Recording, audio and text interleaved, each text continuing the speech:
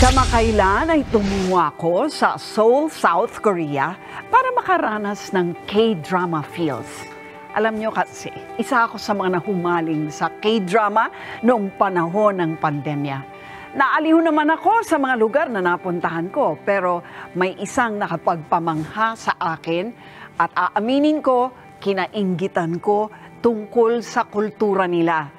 At yan ang paksa ng aking 5 minutong report.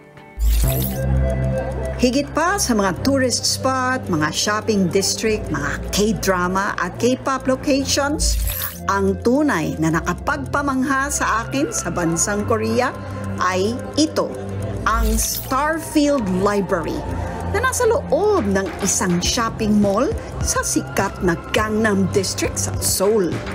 O di ba't nakalalaglag pa nga ang aklatang ito?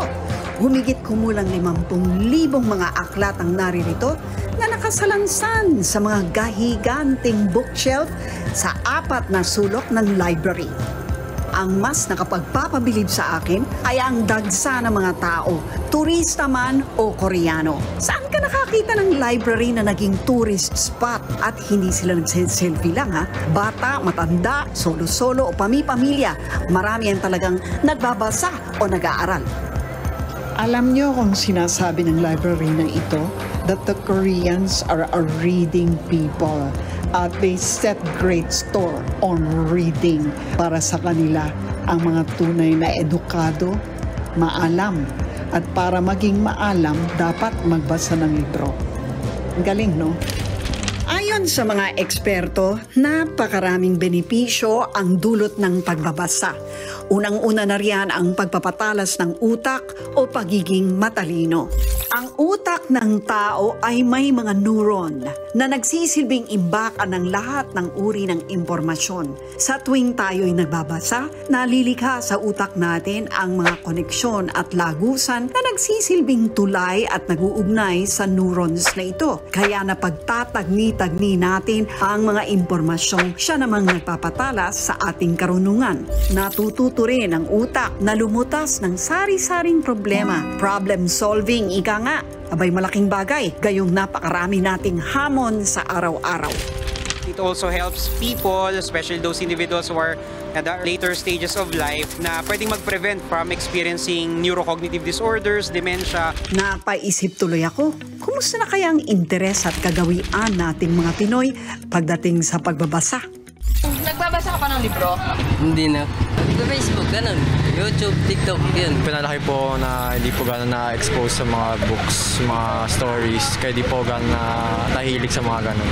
Talaga namang sa panahon ngayon ng TikTok, Facebook, Instagram at YouTube, nagiging tunay na mapanghamon ang magbasa ng libro. Dagdag pa riyan ang tila bagang pakonti ng pakonting mga silid aklatan o library. Kahit nga ang ating National Library sa Maynila ay hindi na rin pinupuntahan ng mga gustong magbasa. Marami pa naman sanang koleksyon ng mga libro dito. Ang kaso, hindi naman open shelf ang estilo sa National Library. Hindi naka-display ang mga aklat, kaya hindi nahahawakan ng mga nais sanang makapagbasa kahit konting browsing man lang. Wala rin sumusunod sa batas na nagtatakdang magtayo ng mga reading center o library sa mga LGU. Kaya sa halip na 44,000 ang bilang sana ng mga library, abay higit kumulang 1,600 lang ang bilang nila. Kaya pagpunta ko sa annual book fair kamakailan, abay hindi ko inaasahan ang aking nakita. Sa totoo lang, nagulat ako na dinagsa itong Manila International Book Fair. Hindi ko akalain na marami pa ring mga Pinoy ang tutungo rito, hindi lamang para magbasa ng libre, kundi para bumili ng libro. This is very, very encouraging. Ang nasaksihan kong pagdagsa ng tao sa book fair ay magandang balita para sa mga publisher at syempre pati sa mga manunulat. Marami pa rin ang may interes na magbasa at nais bumili ng sarili nilang kopya ng mga libro. Sang-ayon dito ang sikat na book author, screenwriter, journalist, novelist at playwright na si Ricky Lee. just look around. Ang dami-dami nila. Hindi yan magpapagod na pumunta rito if they don't love books. Ang problema lang, syempre kahit mahilig kang magbasa, hindi naman libre ang mga libro. Paperback book like this, medyo nagmahala na, 315. So, medyo mahirap ma-afford. Ang malaking hamon ngayon sa atin ay kung paano gagawing mas mura ang mga librong ibinebenta at paano mapapadali para sa mga Pinoy na makakuha o makahiram ng libro. Yan ang dapat nating pagtuunan ng mas malalim na atensyon kung gusto nating gawing mas maalam ang mga Pinoy. Sa isang sulok ng Starfield Library ay nakasulat ang mga katagang ito. Hango kay Benjamin Franklin, isang Amerikanong nuknukan sa karunungan. Reading makes a full man and writing a complete man.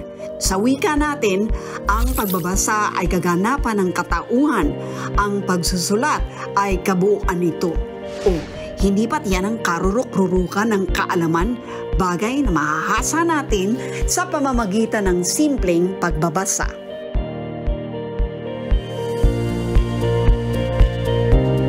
Mga kapatid, Lucy Cruz Valdez po, maging maalam at may pakialam sa mga napapanahong balita sa bansa. Tumutok at mag-subscribe sa News 5 social media pages.